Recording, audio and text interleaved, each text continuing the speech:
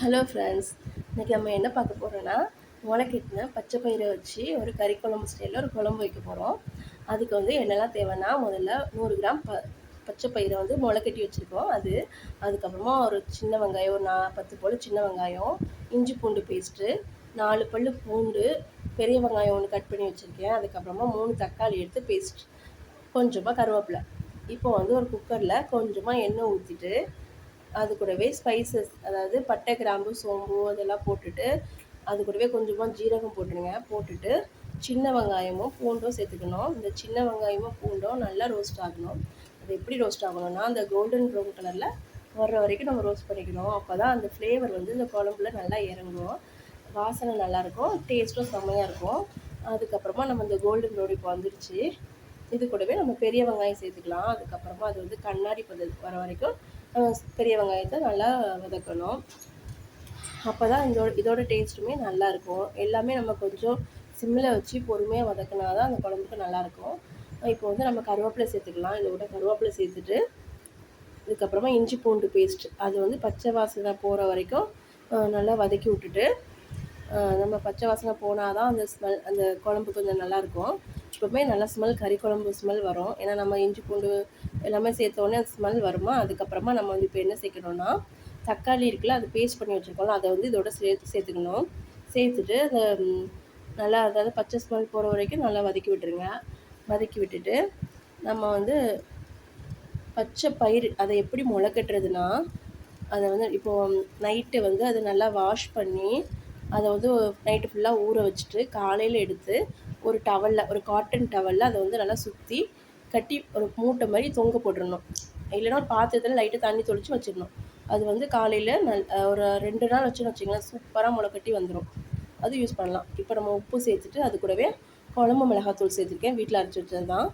இது வந்து நல்லா அந்த பச்சை ஸ்மெல் போகிற வரைக்கும் நல்லா கிளறி விட்டுட்டு, இது கூடவே நம்ம வந்து காஷ்மீரி சில்லி அது வந்து கொஞ்சமாக சேர்த்துக்கலாம். ஒரு ஸ்பூன் போட்டுட்டு, இது வந்து அதாவது ஸ்லோ ஃப்ளேமில் வச்சுட்டு, நம்ம வந்து அந்த எண்ணெய் பிரிஞ்சு வர்ற வரைக்கும் நல்லா ரோஸ்ட் பண்ணணும். அப்போ தான் அதோட டேஸ்ட் நல்லா வரும். அதுதான் இதில் மெயின். நம்ம அப்படியே எண்ணெய் பிரிஞ்சு வர வரைக்கும் நல்லா மெதுவாக வச்சு வதக்கணுன்னா, அது வாசனையும் நல்லாயிருக்கும், குழம்புக்கு டேஸ்ட்டும் செம்மையாக வரும்.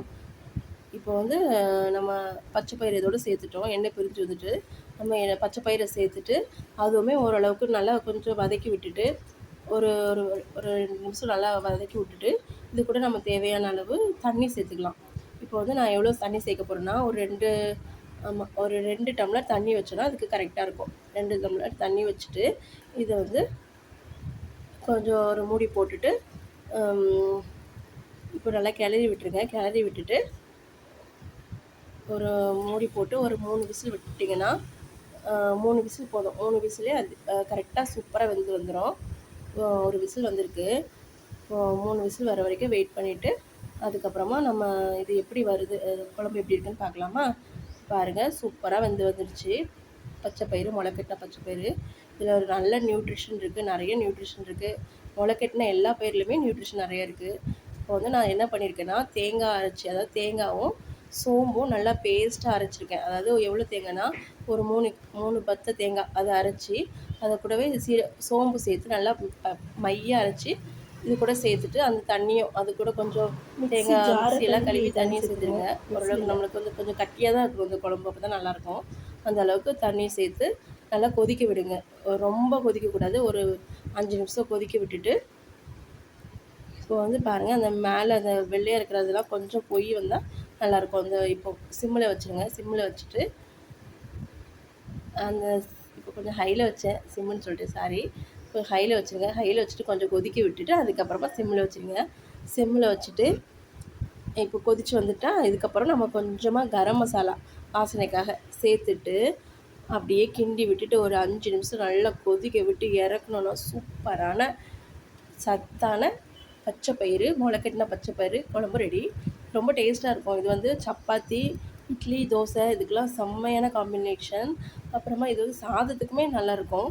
ட்ரை பண்ணி பாருங்கள். இது வந்து ரொம்ப சத்துள்ளது. குழந்தைங்களுக்குலாம் அடிக்கடி செஞ்சு கொடுக்கலாம். கொஞ்சம் காரம் கம்மியாக போட்டு செஞ்சு கொடுத்தோன்னா குழந்தைங்க சாப்பிடுவாங்க. நான் வந்து இட்லிக்கு இதை வந்து ட்ரை பண்ணேன். அவ்வளோ டேஸ்ட்டாக இருந்துச்சு. நீங்களுமே ட்ரை பண்ணி பாருங்கள். பிடிச்சிருந்தா சப்ஸ்கிரைப் பண்ணுங்கள். கமெண்ட் பண்ணுங்கள். இது வந்து நீங்கள் டேஸ்ட் பண்ணிவிட்டு எப்படி இருக்குன்னு கமெண்டில் சொல்லுங்கள். எனக்கு ரொம்ப பிடிச்சிருந்துச்சி. இது வந்து புதுசாக நான் ட்ரை பண்ணியிருக்கேன்.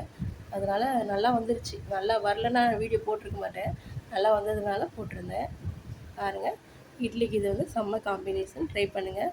ட்ரை பண்ணி பிடிச்சிருந்தா சொல்லுங்கள். சப்ஸ்கிரைப் பண்ணுங்கள் ஃப்ரெண்ட்ஸ். பாய்.